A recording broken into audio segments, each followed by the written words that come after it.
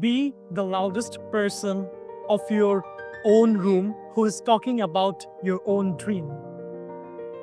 Well, আপনি যদি এটা মনে করেন যে আচ্ছা আমি যদি আমার স্বপ্ন এই ব্যাপারটা হচ্ছে মানুষকে বলে দেই বা পৃথিবীর মানুষ জানে, তাহলে মুখ দোষ লাগতে পারে।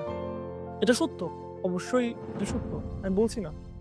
তবে এর একটা ইতিবাচক দিক আছে জানেন? যদি আপনি আপনার স্বপ্নের ব্যাপারে লাউডেস্ট থাকেন অর্থাৎ পুরো দুনিয়াকে জানায় দেন, সেটা হচ্ছে if you loud and speak out about your dream, then the people who really are capable will come to help you to achieve your dream. যখন কিনা আপনি আপনার স্বপ্ন সম্পর্কে হচ্ছে দুনিয়ার মানুষকে জানাবেন, কিছু মানুষ আপনি পেয়ে যাবেন যারা আপনার এই স্বপ্ন পূরণে আপনাকে সাহায্য করবে। আমরা কখনোই ইতিবাচক দিকটা চিন্তা করি না।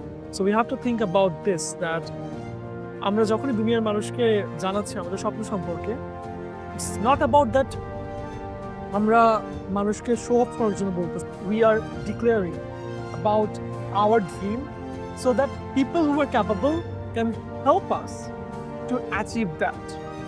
Allah Hafiz. Assalamu alaikum.